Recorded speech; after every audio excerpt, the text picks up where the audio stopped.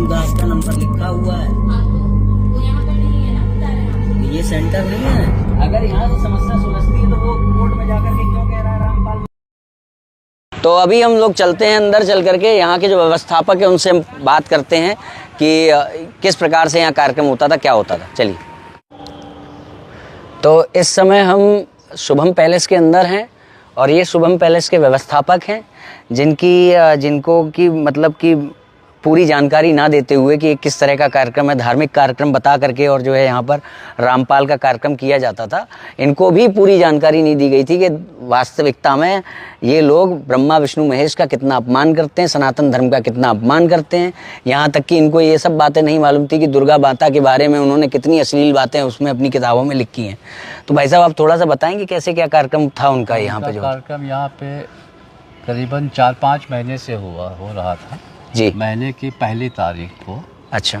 और जितनी जानकारी उन्होंने हमको दी थी उसी हिसाब से हमने उनको परमिशन दे दिया था कि भाई कर लो। जी जी जी। लेकिन जब बाद में हमको मालूम हुआ या तो हमारे सनातन धर्म के भी विरुद्ध कार्यक्रम हो रहा है जी, तो फिर हमने अपने जिनका ये गेस्ट हाउस है जी, उनको ये बताया, तो उन्हीं के आदेशानुसार भी हमने उस प्रोग्राम की परमिशन देना बंद कर दिया उनको। जी जी जी। और अभी फ़िलहाल उनका कार्यक्रम यहाँ पे 5 या 6 महीने से अब नहीं हो रहा है। हाँ, वो लगभग मेरे ख्याल से जब वो एक्टिवेट हुई थी मई में हुई थी हमारी FIR। अव्वल तो उनको परमिशन ही नहीं मिली है वहाँ से डीएम के द्वारा। उन्होंने डीएम साहब ने परमिशन जो नहीं दिया है। प्रशासन के द्वारा परमिशन होनी चाहिए इस तरह की सभा लगाने की, वहाँ से प्रशासन के द्वारा परमिशन मिलना भी बंद हो गई। और यहाँ पर ये भी जागरूक हो गए जो शुभम पैलेस के जो व्यवस्थापक गण हैं, जिनकी आंखों में धूल झोंका जा रहा था, ये बताते हुए कार्यक्रम किया जा रहा था कि हम सनातन धर्म का कार्यक्रम करते हैं। तो ये भी एक परोपकार की भावना से वो कार्यक्रम कराने की अनुमति देते थे अपने यहाँ। इसके लिए आप कोई शुल्क वगैरह नहीं, वो जब 2-3 बार यहाँ पे पुलिस आ गई, हाँ, तो पुलिस के द्वारा ही हमको जानकारी हुई। मैंने उनसे पूछा भी, भैया ये पुलिस किस लिए आ गई है यहाँ पे, आप जब धार्मिक कार्यक्रम कर रहे हैं तो पुलिस कैसे आ गई यहाँ पे। जी जी जी। तो धीरे धीरे जो छन के जानकारी हमको होती गई जी, उसी के ध्यान में रखते हुए फिर हमने अपने जिनका गेस्ट हाउस हमारे मालिक हैं तो उनको बताया, तो फिर उन्होंने कहा नहीं इसको अब आप बंद करा दीजिए। तो हमने फिर बंद करा दिया प्रोग्राम उनका। तो देख रहे हैं आप किस तरीके से परोपकार की भावना से हिंदुओं को ही बरगला करके उनको उनकी जानकारी के बाहर उनको जो है भ्रम फैला करके और उन्हीं का फ़ायदा उठाते हुए अपने कार्यक्रम का, अपनी चीज़ों का प्रचार प्रसार कर रहे हैं। पर मैं आपकी जानकारी के लिए बता दूं कि हमने जो याचिका लगाई है हाई कोर्ट में, उच्च न्यायालय में, उसमें करीबन हमने उदाहरण के रूप में, केवल उदाहरण के रूप में 50 ऐसी बातें बताई हैं जो ये रामपाल बोलता है और जो उसकी किताब उसके नाम से छपने वाली किताबों में छपती हैं, और जिसे सुनकर किसी भी हिंदू के कानों में तेजाब मतलब लोहा पिघला के डाल दिया हो, ऐसी बातें हैं। बहुत गंदी गंदी अश्लील बातें।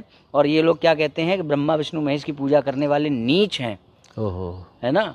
और आपसे कह रहे हैं कि हम सनातन धर्म का उत्थान कर रहे हैं। आप जो है परोपकार की भावना से बिना कोई शुल्क लिए उनसे उनका कार्यक्रम करवा रहे हैं। नहीं, हम तो यही समझते थे। बिल्कुल बिल्कुल, तो यही समझते तो थे। इस तरीके से जो लोग ये सोचते हैं ना कि बहुत जो है सत्यवादी रामपाल है, हालांकि हमने उनसे कई बार ये पूछा भी कि जब आप इस तरीके से धर्म का काम कर रहे हैं जी, तो रामपाल जी फिर जेल में कैसे हैं 3-4 साल से। 10 साल। हाँ, तो उसका वो संतोषजनक जवाब उनके पास नहीं दे सके। तो फिर हमने अरे अभी आपको बताएं, अभी हम वहाँ अड्डे पे गए थे। अच्छा, जो अब वहाँ से भाग गए वो लोग। किताबें यहाँ पे जब कार्यक्रम होता था तब किताबें भी रखते थे। किताबें जो लोग आते थे उनके जो अनुयायी कह लें या जो भी कह लें, उनको ही ये किताब बांटते थे। वो लोग किताब लाते थे अपने और साथ उनसे वो शुल्क भी लेते थे। जी। शुल्क भी लेते तो अभी जब हम वहाँ अड्डे पे गए, हाँ। हमने पूछा वो किताबें हैं, बोल रहे किताबें नहीं है, किताबें गायब हो गई। हाँ, और वहाँ पे आने वाले जो अनुयायी मतलब अपने आप जो भ्रमित हो गए हैं, फंस गए हैं, वो कह रहे हैं कि भैया रामपाल रोज रात को जेल से बाहर आता है और सुबह जेल फिर चला जाता है। उनको ये तक बरगलाया गया है।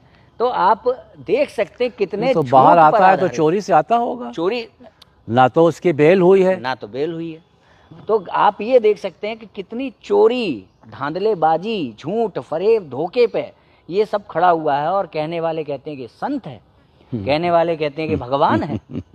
हाँ, तो ये सोचने की बात है। बहुत बहुत धन्यवाद भाई साहब, आपने समय दिया अपना। और आगे से कहूंगा कि इस तरीके का ना सवाल ही नहीं पैदा होता, जांच परख के ही उसको जो सवाल ही अपने नहीं यहाँ पे पैदा जगह होता, दें, है ना। सवाल ही नहीं पैदा होता। ठीक है भाई, जय श्री राम। जय श्री।